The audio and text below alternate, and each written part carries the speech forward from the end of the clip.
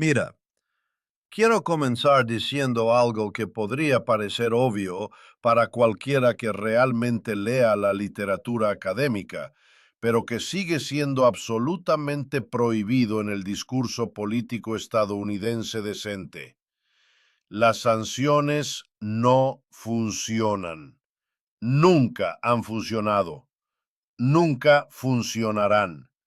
Y el hecho de que sigamos implementándolas, de que sigamos pretendiendo que son una herramienta política seria, nos dice algo profundo sobre el estado de liderazgo estadounidense y la desesperación que subyace en la política exterior estadounidense. Déjame explicarte qué quiero decir, porque creo que una vez que entiendas esto, comenzarás a ver toda la arquitectura del imperialismo estadounidense contemporáneo de manera diferente. El registro histórico, un siglo de fracaso. Mira los datos. Estados Unidos ha estado sancionando a Cuba durante 70 años, 7 décadas. ¿Y qué ha logrado eso? ¿Colapsó el gobierno cubano? ¿Fue Fidel Castro derrocado? ¿Se levantó el pueblo cubano y restauró el capitalismo? No, ninguna de esas cosas sucedió. Cuba sigue ahí. La revolución cubana sobrevivió. Las sanciones fracasaron completamente en lograr su objetivo declarado. Ahora podrías decir, bueno, ese es un solo caso. Tal vez hemos aprendido algo en los últimos 70 años. Pero aquí está la cosa. No hemos aprendido absolutamente nada. Seguimos repitiendo la misma política una y otra vez, esperando resultados diferentes. Eso no es política, eso es locura. Mira a Irán. Estados Unidos ha estado sancionando a Irán durante décadas. ¿Ha cambiado la política iraní? ¿Ha hecho que Irán sea más dócil con los deseos estadounidenses? ¿O de hecho ha impulsado a Irán más cerca de Rusia y China? ¿Ha fortalecido a los más duros dentro de la política iraní y ha hecho que Irán esté más determinado a desarrollar capacidad nuclear como disuasión contra la agresión estadounidense? La respuesta es obvia. Las sanciones contra Irán han sido un fracaso catastrófico desde la perspectiva de los intereses estratégicos estadounidenses. Pero han tenido un éxito notable en una cosa: han fortalecido la mano de Irán, obligándola a desarrollar relaciones económicas independientes y a posicionarse como una nación que resiste el imperialismo estadounidense. Y ahora lo estamos haciendo de nuevo. Amenazamos con imponer aranceles masivos a China. Amenazamos con sanciones a India. Estamos implementando aranceles a México y Canadá. Y las personas que implementan estas políticas saben, absolutamente lo saben, que esto no funcionará. Conocen el registro histórico, conocen la teoría económica, saben qué sucede realmente cuando intentas coaccionar a naciones económicamente sofisticadas. Entonces, ¿por qué lo hacen? Esa es la pregunta que necesitamos responder, porque la respuesta nos dice todo sobre el estado real del poder estadounidense. La máscara se corre, comprendiendo el teatro político. Aquí está lo que creo que está sucediendo realmente, y quiero que reflexiones sobre esto porque es importante. Las élites estadounidenses, incluida la administración actual, están comprometidas en un desempeño elaborado para el consumo doméstico. Es teatro, es kabuki, Es un espectáculo montado para el pueblo estadounidense porque la verdad real sobre el poder económico estadounidense, es demasiado dolorosa para admitir públicamente. La verdad es esta: Estados Unidos ya no es económicamente dominante de la manera que lo fue. La base manufacturera ha sido devastada. La capacidad productiva ha sido trasladada al extranjero. El papel del dólar como moneda de reserva mundial está bajo amenaza genuina. Las instituciones políticas estadounidenses se han vuelto obviamente disfuncionales. Y lo más importante, ahora hay centros de poder competidores en el mundo: China, Rusia, India, la Unión Europea, que pueden realmente resistir la coerción estadounidense. Pero no puedes decirle esto al pueblo estadounidense. No puedes despertar una mañana de lunes y anunciar: oye, gente, nuestro imperio está en declive, nuestras políticas ya no funcionan y vamos a tener que reorganizar fundamentalmente cómo nos relacionamos con el resto del mundo. Eso causaría pánico, causaría una crisis política, obligaría a conversaciones difíciles sobre desigualdad, sobre militarismo, sobre la estructura del capitalismo estadounidense en sí. Así que en lugar de eso, haces un desempeño de poder. Anuncias aranceles con arrogancia. Declaras sanciones con confianza.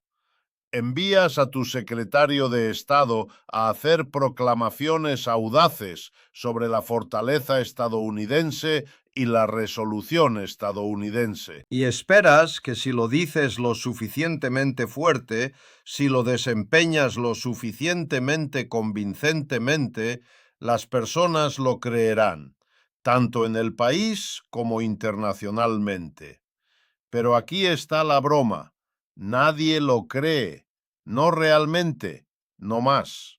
Los límites prácticos de la coerción en un mundo multipolar. Ahora quiero entrar en los detalles específicos de cómo las sanciones y los aranceles realmente fracasan en la práctica, porque aquí es donde el análisis económico se vuelve realmente importante. Cuando intentas sancionar o arancelar a una nación sofisticada como China o Rusia, ¿qué sucede realmente? Bueno, en primer lugar, tienen recursos, tienen capital, tienen alternativas.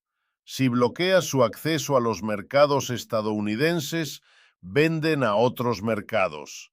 Si congelas sus activos, mueven su capital a otro lugar.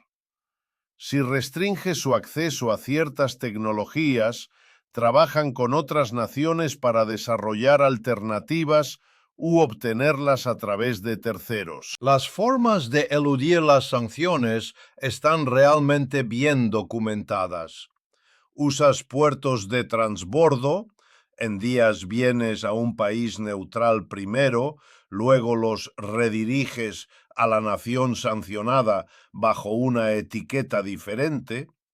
Usas empresas fantasma y estructuras financieras complejas para ocultar el origen y destino de los flujos de capital. Te involucras en arreglos de trueque o comercio bilateral que evitan transacciones denominadas en dólares. Desarrollas sistemas de pago alternativos, y esto es clave, sistemas que no dependen de la infraestructura bancaria estadounidense. China y Rusia no son estúpidas sobre esto. Han estado estudiando sanciones durante décadas, conocen todos los trucos, se han preparado para esto, tienen planes de contingencia sobre planes de contingencia. Pero aquí está lo que es realmente interesante. Las naciones más vulnerables a las sanciones generalmente no son aquellas a las que estamos intentando sancionar. Son las naciones más pequeñas que intentan cumplir con las demandas estadounidenses las que son realmente devastadas económicamente cuando se alinean con Estados Unidos y luego Estados Unidos cambia de dirección o cambia sus demandas. Entonces, ¿qué aprenden las naciones más pequeñas de esto? Aprenden que ser aliado de Estados Unidos es arriesgado económicamente. Aprenden que necesitan diversificar sus relaciones. Aprenden que necesitan construir relaciones con China, con Rusia, con India, con otras potencias regionales, precisamente para protegerse de la impredecibilidad de la política exterior estadounidense.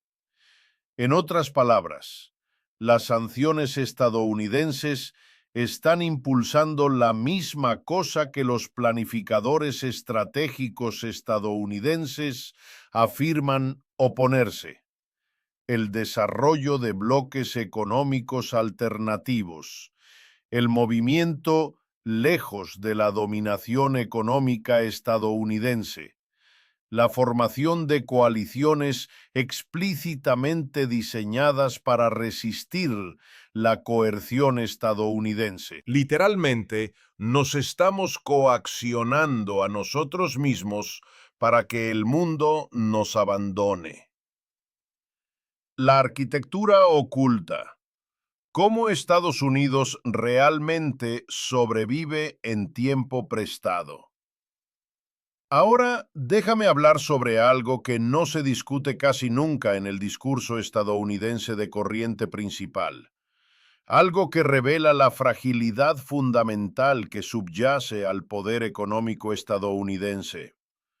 Estoy hablando de la relación entre el gobierno de Estados Unidos y sus acreedores, particularmente China, a través del mecanismo de la deuda pública. Aquí hay un hecho que debería alarmar a cada estadounidense. China posee aproximadamente 800.000 millones de dólares en valores del Tesoro de Estados Unidos. Déjame traducir eso en lo que realmente significa.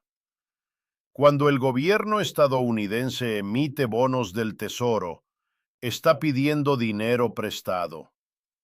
Promete devolver ese dinero más intereses. La tasa de interés de esos bonos fluctúa, pero digamos que ronda el 5% en este momento. Entonces, si China posee 800.000 millones de dólares en bonos del Tesoro al 5% de interés, eso significa que el gobierno estadounidense debe pagar a China 40.000 millones de dólares por año, cada año. Ahora, ¿de dónde viene ese 40.000 millones de dólares?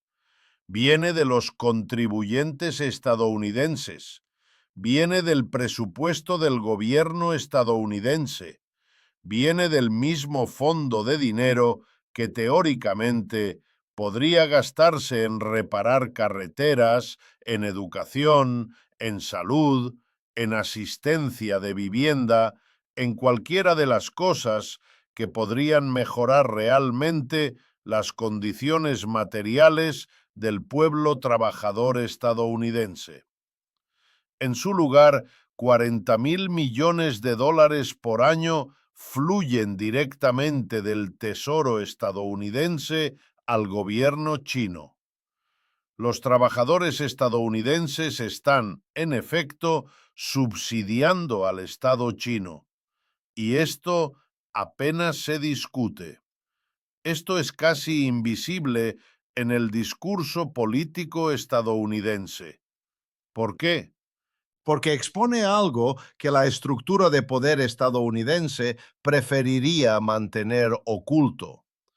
Expone el hecho de que la dominación económica estadounidense ya no se basa en la superioridad productiva, se basa en la deuda. Se basa en la disposición de otras naciones a mantener activos estadounidenses. Se basa en un arreglo financiero que es inherentemente inestable y que podría colapsar si las personas que sostienen la deuda estadounidense deciden que sostenerla ya no está en su interés. Nos estamos acercando a ese punto ahora. La crisis psicológica. ¿Qué sucede cuando un imperio admite declive? Quiero hablar sobre algo psicológico aquí, algo que creo que es realmente importante para entender por qué los políticos estadounidenses siguen tomando decisiones terribles, por qué siguen implementando políticas que saben que no funcionarán. Es doloroso ser parte de una potencia en declive. Es psicológicamente difícil. Has crecido creyendo que tu nación es excepcional, que es la mayor potencia del mundo, que está destinada a liderar. Y luego ves cómo ese poder se erosiona. Ves cómo otras naciones se elevan. Ves cómo la influencia estadounidense disminuye. ¿Ves cómo el resto del mundo deja de aceptar el liderazgo estadounidense como legítimo? Esto es genuinamente traumático para las personas que han construido sus identidades completas alrededor de la dominación estadounidense. Entonces, ¿qué hacen? Lo niegan. Se involucran en lo que solo puedo describir como pensamiento mágico. Se convencen a sí mismos de que si simplemente desempeñan poder de manera convincente, si simplemente aseveran la dominación estadounidense con suficiente fuerza, si simplemente imponen suficientes sanciones y aranceles y amenazas militares, de alguna manera la realidad subyacente cambiará. De alguna manera América recuperará su anterior dominación. Esto no es racional. Esto no se basa en ningún análisis serio de las tendencias económicas o geopolíticas. Esto se basa en la negación psicológica y se manifiesta en este comportamiento bizarro donde los políticos estadounidenses toman movimientos de política cada vez más desesperados e ineficaces. No se basan en la realidad, se basan en la necesidad de sentirse poderosos, en la necesidad de desempeñar dominio, en la necesidad de convencerse a sí mismos y a otros de que Estados Unidos aún está a cargo. Pero es transparente, absolutamente transparente. El resto del mundo puede verlo. China puede verlo. Rusia puede verlo. India puede verlo. Entienden que Estados Unidos se está defendiendo porque está perdiendo poder, no porque sea confiado en su poder. Y cuando el resto del mundo entiende que tu poder se basa en la desesperación en lugar de la capacidad genuina, es cuando tu poder realmente comienza a evaporarse. La catástrofe de Ucrania. Un masterclass en el mal cálculo imperial. Déjame darte un ejemplo específico de este tipo de pensamiento, porque creo que ilumina el problema más amplio. Estoy hablando de la situación de Ucrania y más específicamente de la decisión de expandir la OTAN hacia el este en la década anterior a la invasión rusa. El registro histórico sobre esto se está volviendo cada vez más claro y es condenatorio. La decisión de impulsar la membresía de la OTAN hacia Ucrania se basó en una profunda mala lectura de los intereses rusos y, más importante aún, una profunda sobreestimación de la capacidad estadounidense de imponer su voluntad sobre el mundo. El pensamiento fue así. Si expandimos la OTAN lo suficientemente lejos al este, si metemos a Ucrania en la OTAN, si estacionamos infraestructura militar de la OTAN cerca de la frontera rusa, ¿Rusia aceptará o colapsará? Esa fue la suposición. Ese fue el juego que se hizo. Pero esta suposición se basó en un malentendido fundamental del poder ruso, la historia rusa y el pensamiento estratégico ruso. Se basó en la idea de que Rusia estaba permanentemente debilitada después de la Guerra Fría, que Rusia nunca sería capaz de desarrollar la capacidad económica o militar para resistir la presión estadounidense, que Rusia permanecería subordinada a Occidente indefinidamente. Este fue un mal cálculo catastrófico. Cuando se enfrenta a la realidad de la expansión de la OTAN y la presión militar estadounidense, Rusia no colapsó. Rusia no se rindió. Rusia respondió fortaleciendo sus relaciones con China, India y otras naciones del sur global. Rusia se integró en estructuras económicas alternativas. Rusia construyó la coalición de los BRICS en un contrapeso genuino a la dominación occidental. Y cuando las naciones occidentales impusieron sanciones a Rusia para castigar la invasión de Ucrania, Rusia simplemente vendió su petróleo y gas a China e India. Las sanciones no aislaron a Rusia de Occidente, mientras simultáneamente acercaban a Rusia a las naciones que representan el futuro del poder económico global. Así que 3 años en la guerra de Ucrania tenemos una situación donde Rusia no está derrotada, donde el ejército ruso no se está quedando sin municiones o recursos, donde Rusia ha sostenido bajas enormes, pero también ha infligido enormes bajas a las fuerzas ucranianas, y donde la trayectoria de la guerra se mueve contra Ucrania. Mientras tanto, Estados Unidos ha gastado cientos de miles de millones de dólares que podrían haber sido invertidos en infraestructura estadounidense u trabajadores estadounidenses o para abordar problemas estadounidenses. Hemos fortalecido la relación de Rusia con China precisamente en el momento en que afirmamos que contener a China es nuestro objetivo estratégico principal. Hemos mostrado al sur global que las garantías de seguridad estadounidenses no valen nada, porque éramos reacios a luchar realmente por Ucrania. Y hemos demostrado a todas las naciones del mundo que Estados Unidos está dispuesto a comprometerse en compromisos militares masivos, basados en pensamiento estratégico defectuoso y exceso imperial.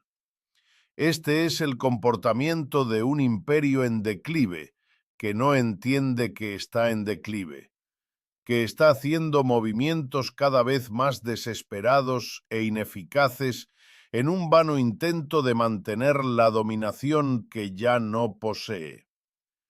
Pero aquí está lo que es fascinante. Incluso los medios estadounidenses de corriente principal están comenzando a reportar sobre esto.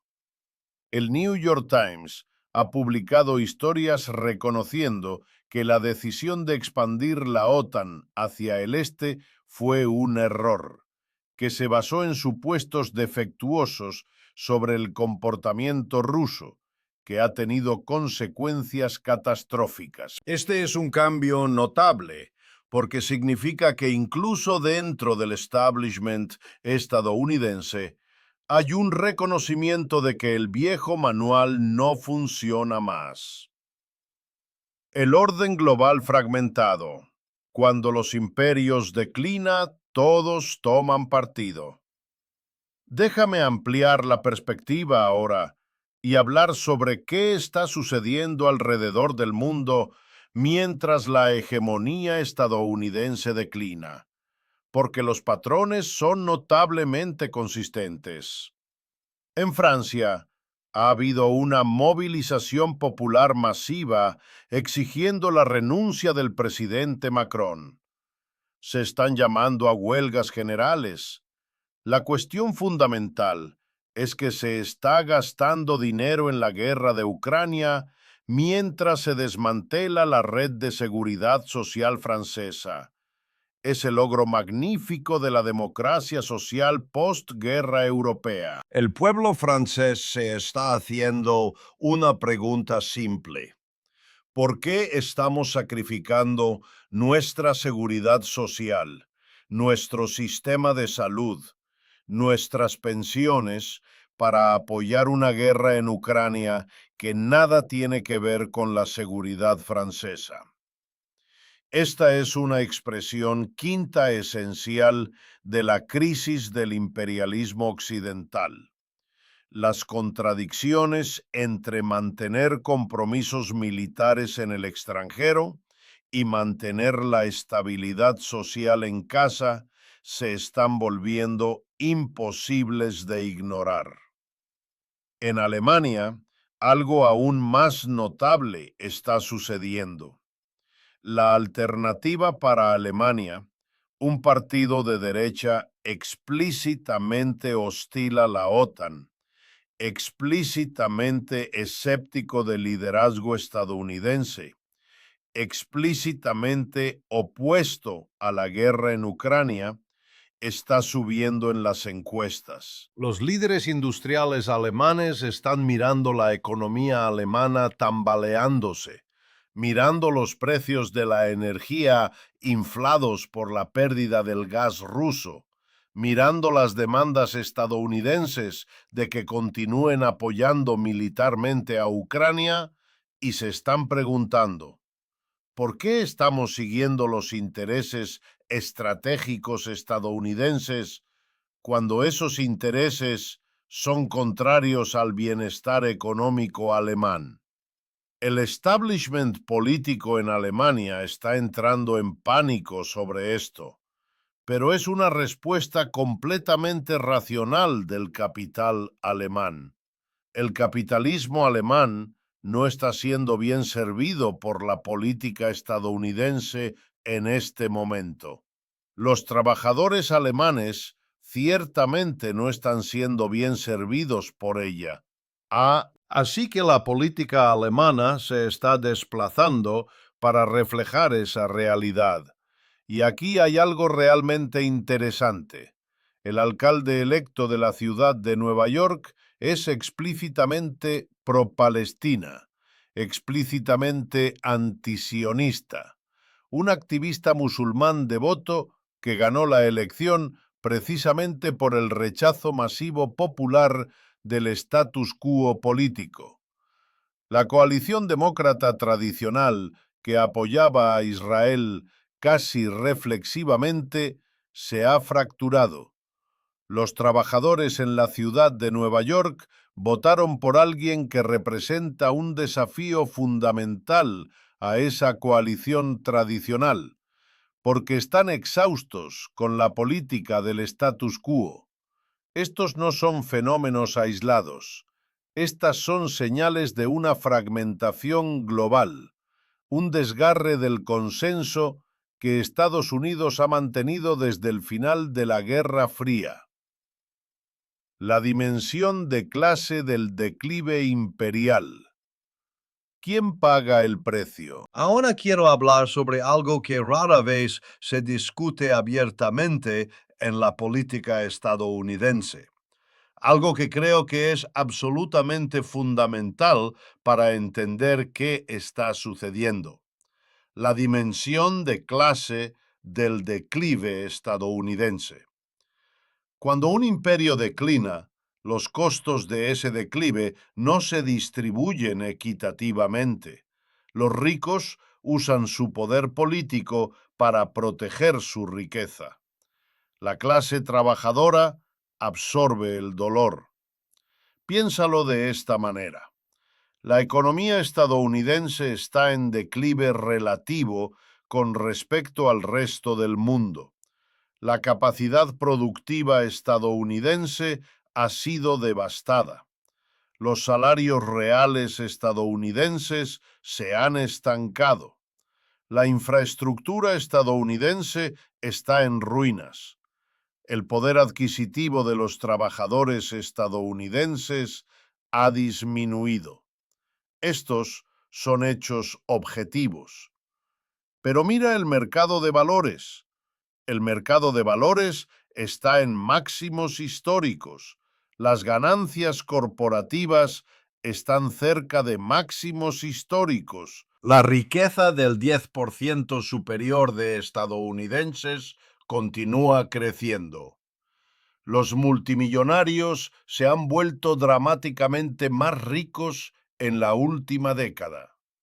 El CEO de una corporación importante hoy gana 300 veces lo que gana el trabajador promedio, en comparación con aproximadamente 20 veces en los años 1950. ¿Cómo es posible? ¿Cómo puede la economía estadounidense estar en declive relativo mientras las élites estadounidenses se enriquecen? La respuesta es que el declive se está concentrando en la gente trabajadora. Los costos del imperio están siendo soportados por trabajadores, mientras que los beneficios están siendo capturados por el capital. Así es como se ve esto concretamente. Los precios en Walmart se están disparando. Los precios en Target se están disparando. Los precios de los comestibles se están disparando. Los precios de alquiler son astronómicos. Los costos de salud están aplastando a las personas. La deuda estudiantil se ha convertido en una característica permanente de la vida estadounidense para los jóvenes. Mientras tanto, las personas que poseen activos, carteras de acciones, bienes raíces, ganancias corporativas, están bien. Su riqueza está aumentando. Esto está creando una bomba de tiempo política en Estados Unidos. ¿Ves? Lo que hizo distintivo al capitalismo estadounidense en la historia del capitalismo fue que había una clase media grande. Esto no fue un accidente, no fue simplemente el resultado natural de las fuerzas del mercado, fue el resultado de factores históricos específicos, la fortaleza de los sindicatos laborales después de la Segunda Guerra Mundial, el poder de los movimientos políticos de la clase trabajadora, la disposición del capital a permitir cierta redistribución a cambio de estabilidad política. Durante la mayor parte del siglo XX, los salarios reales en Estados Unidos crecieron. Los trabajadores podían comprar casas, podían poner a sus hijos a través de la universidad, podían jubilarse con pensiones. Había movilidad ascendente genuina. Esto creó la mitología del excepcionalismo estadounidense, la idea de que Estados Unidos era diferente, que Estados Unidos era más igualitario, que Estados Unidos ofrecía una oportunidad genuina. Pero durante los últimos 40 años, esto ha sido desmantelado sistemáticamente. La afiliación sindical ha colapsado. Los salarios reales se han estancado. La salud y la educación se han vuelto cada vez más costosas y cada vez más vinculadas al empleo o la riqueza. La clase media se está reduciendo. Los jóvenes no tienen expectativa de estar mejor que sus padres. Esto no es sustentable políticamente. No puedes tener un imperio donde la gran mayoría de las personas están experimentando condiciones materiales en declive, mientras la pequeña élite en la cima continúa acumulando riqueza. En algún momento, la gente se enoja. En algún momento, rechazan el status quo político. En algún momento, buscan alternativas radicales. Estamos en ese punto ahora. El fenómeno Trump. Rabia contra la máquina. Esto es lo que representa Trump. Quiero ser muy claro. Trump en sí no es particularmente importante. Trump es un síntoma, no la enfermedad. Trump es la manifestación de genuina rabia popular contra el status quo. Una porción significativa de la clase trabajadora y media-baja estadounidense está tan furiosa con los arreglos políticos existentes, tan disgustada con la forma en que ambos partidos han servido los intereses corporativos mientras ignoran a la gente trabajadora, que estaban dispuestos a votar por alguien que al menos prometiera interrumpir las cosas, desafiar al establishment, hacer algo diferente. El Partido Demócrata, por su parte, ha perdido la clase trabajadora. Esto es históricamente significativo. El Partido Demócrata heredó una fuerte base de clase trabajadora del New Deal y de Franklin Roosevelt. La gente trabajadora votaba por demócratas porque los demócratas habían mejorado realmente sus condiciones materiales. Pero durante los últimos 40 años, el Partido Demócrata ha fracasado en extender o mantener esas ganancias. Se ha convertido en el partido de los profesionales liberales de clase media, de Wall Street, de los intereses corporativos. Así que la clase trabajadora, que ha estado empobreciéndose progresivamente, que ha estado perdiendo empleos y comunidades y dignidad, miró alrededor y dijo: los demócratas no están ofreciendo nada para nosotros. ¿Por qué deberíamos apoyarlos? Y votaron por Trump. Ahora bien, Trump tampoco les ofreció nada realmente. Trump es un promotor inmobiliario multimillonario que nunca ha trabajado un día en su vida. Las políticas económicas de Trump están diseñadas para beneficiar a los ricos y a las corporaciones. Pero al menos Trump estaba dispuesto a hablar como si fuera un forastero, a desafiar algunos aspectos del status quo, a desempeñar oposición al establishment. Esto es lo que sucede cuando los partidos políticos existentes fracasan en servir los intereses de la clase trabajadora. La gente busca alternativas, sin importar lo inadecuadas que sean esas alternativas. Y aquí está la cosa. Esto no es único para Estados Unidos. Esto está sucediendo en todo el mundo.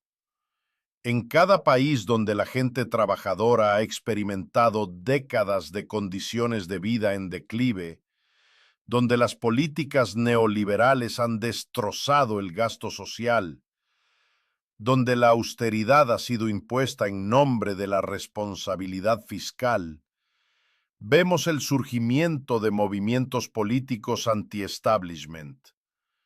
Vemos a las personas votando por políticos que prometen cambio radical. Vemos el colapso del consenso político de postguerra.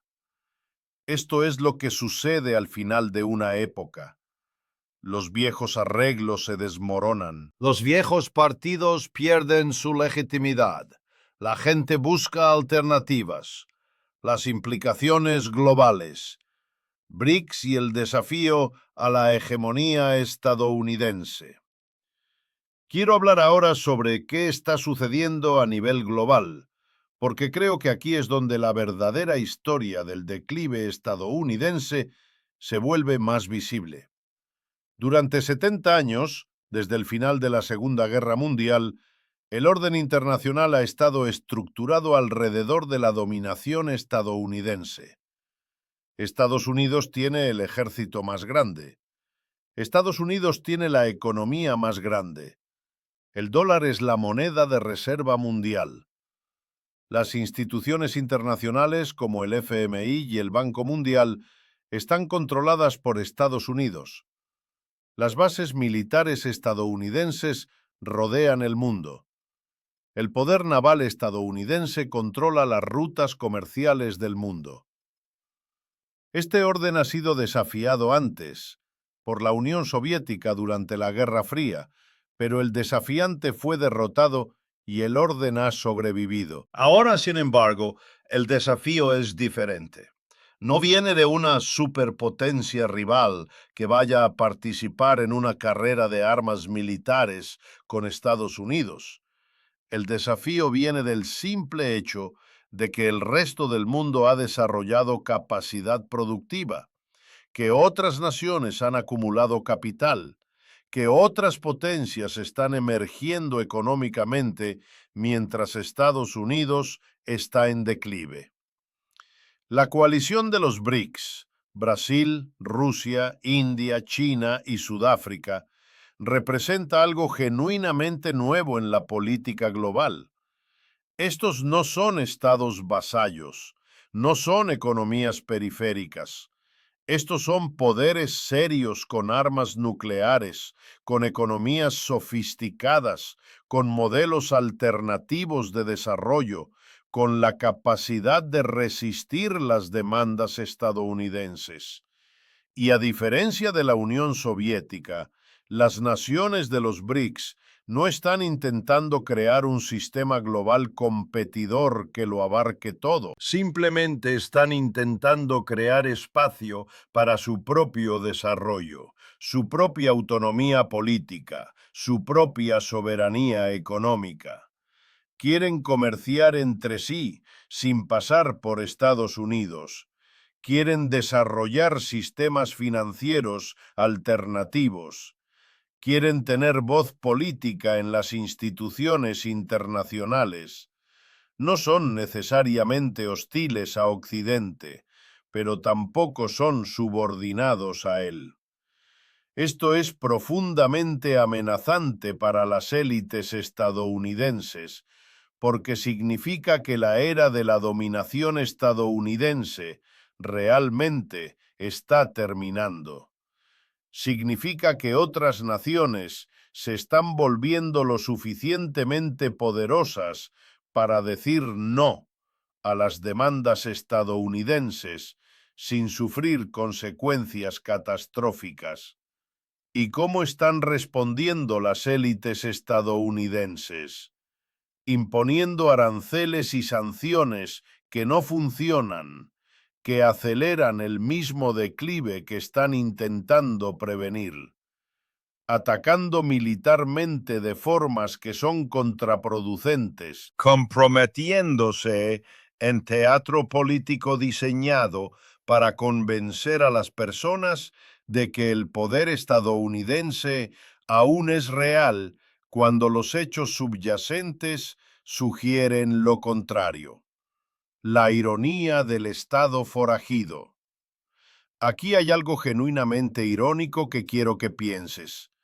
Después de las rondas recientes de aranceles y sanciones, Estados Unidos es cada vez más visto alrededor del mundo, incluso por aliados tradicionales, como un actor inestable e impredecible. En otras palabras, Estados Unidos está adquiriendo el estado internacional de un estado forajido. Ahora, piensa en qué significa esto. Cuando eres visto como un estado forajido, como un actor no confiable, ¿qué sucede? Todas las otras naciones tienen un incentivo para desarrollar alternativas a la dependencia de ti. Cada ejecutivo empresarial, calculando dónde invertir, te ve como una apuesta arriesgada. Cada oficial de gobierno piensa en cómo proteger a su nación de tus acciones impredecibles. Esto es exactamente lo opuesto a lo que la dominación estadounidense requería.